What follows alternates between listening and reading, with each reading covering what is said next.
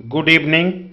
आज हम लोग बात करेंगे आरएच ब्लड ग्रुप और इरिथ्रोब्लास्टोसिस फीटेलिस के बारे में बात करेंगे। ये एक ऐसी समस्या है कि जिसमें पहले बच्चे का बर्थ होने के बाद अगर सावधानियों को नहीं बरता जाएगा, अगर सही ढंग से ट्रीटमेंट को नहीं लिया जाएगा, तो ऐसी महिलाओं को दूसरे बच्चे का या तीसरे बच्चे का, मतलब पहले बच्चे के बाद किसी भी बच्चे का बर्थ पॉसिबल नहीं होगा। ठीक है, तो चलो सबसे पहले हम लोग बात कर रहे हैं किसके बारे में, आरएच ब्लड ग्रुप के बारे में बात कर रहे हैं। जैसा कि हमने बात किया था एबीओ ब्लड ग्रुप के बारे में, वैसे ही आरएच ब्लड ग्रुप के बारे में याद रखना, इसमें एक ही एंटीजन पाया जाता है। कौन सा एंटीजन पाया जाता है? आरएच एंटीजन पाया जाता है। और अगर आरएच एंटीजन है then such kind of person are called as RH positive. अब एक बात आपको याद रखना है कि सारे वर्ल्ड में मोर देन 80% पॉपुलेशन और sometime it is considered as 90% population RH positive होता है। मतलब ज्यादातर लोग कैसे होते हैं? आरएच पॉजिटिव होते हैं। ठीक, और अगर ये एंटीजन एब्सेंट है then such kind of person are called as RH negative. ये बात अच्छी तरह से याद रखना है। सारे वर्ल्ड में बहुत कम लोग, about 10% person across the world are RH positive, 10 to 20%, कुल मिलाकर इतनी बात याद रखना है। ठीक है, अब देखो आरएच नेगेटिव में आरएच एंटीबॉडी तो एब्सेंट होगा, ठीक है, लेकिन अगर आरएच एंटीजन के साथ इसका एक्सपोजर होगा, मतलब आरएच एंटीजन अगर एक हफ्ते के लिए इसके कांटेक्ट में आएगा तो इसमें आरएच एंटीबॉडी बनाने का कैपेसिटी होता है।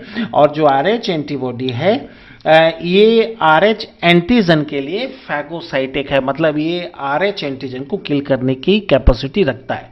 तो एक ही पर्सन की बॉडी में आरएच एंटीजन और आरएच एंटीबॉडी कभी भी नहीं पाए जाते। इस बात को दिमाग में अच्छी तरह सेट करके रखना है। कभी भी ये नहीं पाया जा सकता है, इस बात को अच्छी तरह से दिमाग में सेट करके रखना है। ठीक है, और एक बात और भी यहां पे याद रखना है कि आरएच एंटीबॉडी का फॉर्मेशन कब होगा? आरएच एंटीबॉडी का फॉर्मेशन आरएच नेगेटिव पर्सन में तब होगा जब उसके कांटेक्ट में आरएच पॉजिटिव ब्लड, मतलब आरएच एंटीजन उसके कांटेक्ट में आएगा, जिसकी पॉसिबिलिटी बहुत कम है।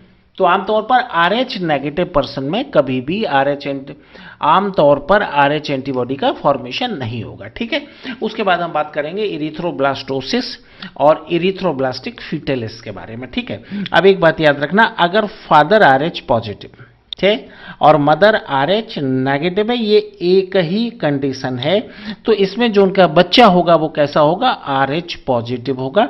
अगर मदर फादर दोनों में से कोई भी एक आरएच पॉजिटिव है तो बच्चे के आरएच पॉजिटिव होने के 94% चांस होते हैं। इस बात को अच्छी तरह से याद रखना, तो हम मान लेते हैं। और एक बात याद रखना, अगर इसके अलावा और भी कोई कॉम्बिनेशन है, जैसे कि मान लो आप फादर को भी आरएच पॉजिटिव कर दो और मदर को भी आरएच पॉजिटिव कर दो, या दोनों को आरएच नेगेटिव कर दो, या फादर को आरएच पॉजिटिव कर दो और मदर को आरएच नेगेटिव कर दो, तो इरिथ्रोब्लास्टोसिस फीटेलिस वाली कंडीशन अप्लाई नहीं होगी। याद रखना, एक ही कॉम्बिनेशन है। बार बार इसके बारे में क्वेश्चन आता है कि अगर फादर आरएच नेगेटिव है, और अच्छी तरह से याद रखना, अगर फादर आरएच पॉजिटिव है और मदर आरएच नेगेटिव है, ये एकमात्र कंडीशन है। याद रखना, मदर आरएच नेगेटिव और फादर आरएच पॉजिटिव, ये केवल एक कंडीशन है जिसमें इरिथ्रोब्लास्टोसिस फीटेलिस होता है। उसके अलावा अगर कोई भी कंडीशन आप लोगे तो इरिथ्रोब्लास्टोसिस फीटेलिस एप्लीकेबल नहीं होता। इस बात को अच्छी तरह से दिमाग में सेट करना है। Father RH positive and mother RH negative. ठीक है, अब हम बात करें, कैसे बात करेंगे? अगर आरएच नेगेटिव पर्सन में, थोड़ा हम जानने का प्रयास करते हैं, आरएच नेगेटिव पर्सन में क्या होगा? आरएच नेगेटिव पर्सन में क्या होगा, थोड़ा हम इसको जानने का प्रयास करते हैं। Inactive gene for antibody RH is found. ठीक है, और अगर इस जीन का एक्सपोजर 1 वीक तक किसके साथ होगा, RH एंटीजन के साथ हो जाएगा। तो ये क्या करेगा, ये जीन एक्टिव हो जाएगा, और ये जीन अगर एक बार एक्टिव हो जाएगा तो फिर ये RH एंटीबॉडी का फॉर्मेशन स्टार्ट कर देगा। और एक बात यहाँ पे आपको याद रखना है कि अगर एक बार RH एंटीबॉडी का फॉर्मेशन स्टार्ट हो जाएगा तो फिर लाइफ लॉन्ग RH एंटीबॉडी का फॉर्मेशन होता रहेगा। इस बात को दिमाग में अच्छी तरह सेट करना है, अच्छी तरह से याद करना है, ठीक है। अब हम बात कर रहे हैं इरिथ्रोब्लास्टोसिस फीटलिस के बारे में, ठीक है। हमने माना कि फादर RH पॉजिटिव है, मदर RH नेगेटिव है, और बच्चा कैसा, RH पॉजिटिव है। तो याद रखना RH पॉजिटिव बच्चा कहां पाया जाता है, RH नेगेटिव मदर के यूटेरस में पाया जाता है। इस बात को अच्छी तरह से याद रखना।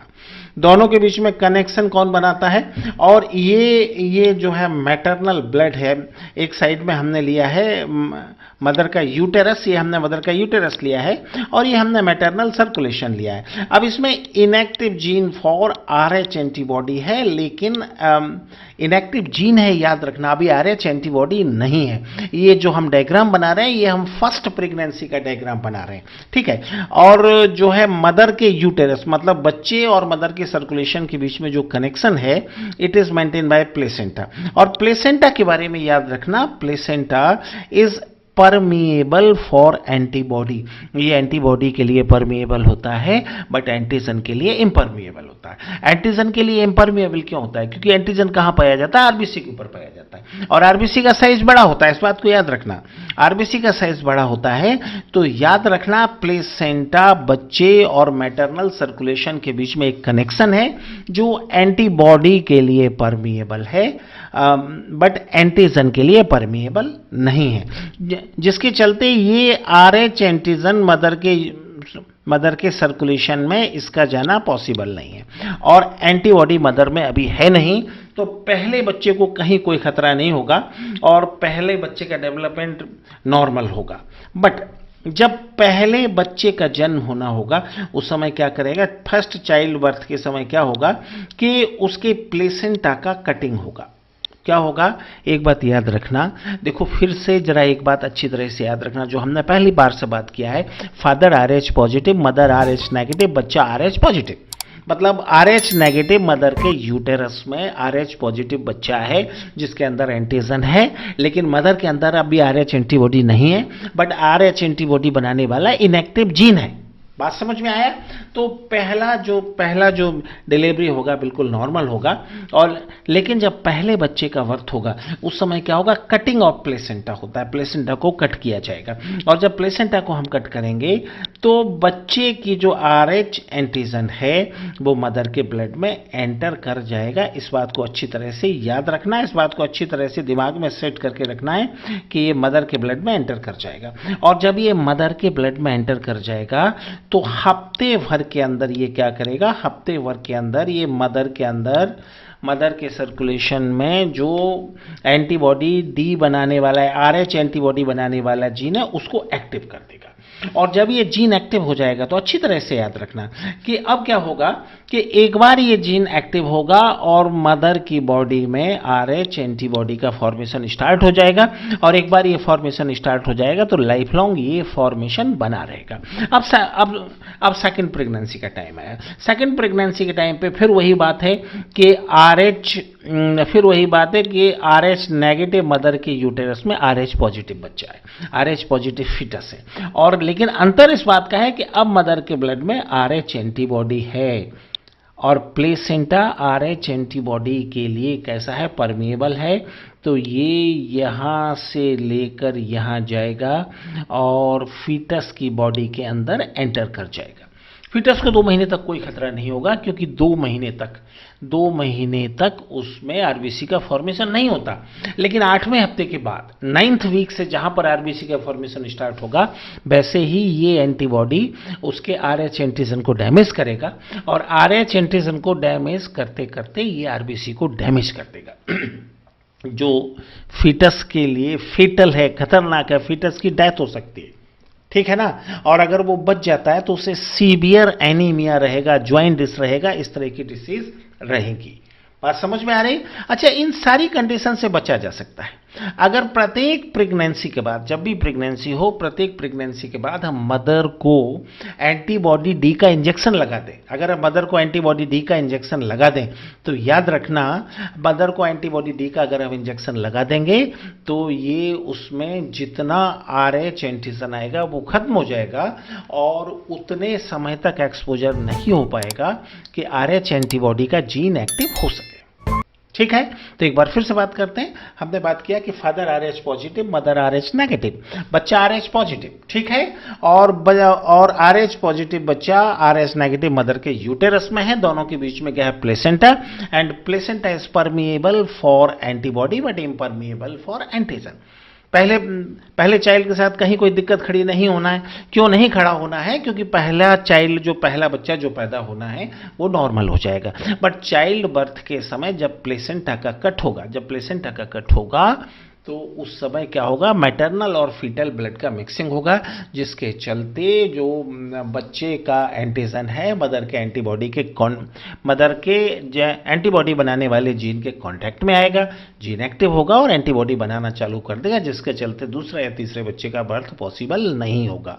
तो ये एनसीईआरटी की लाइन, इतनी बातें हमें डिस्कस करना था। अभी एनसीईआरटी की लाइन है जो मैंने यहाँ दिया हुआ है, ये आपको डिस्क्रिप्शन में मिल जाएगा।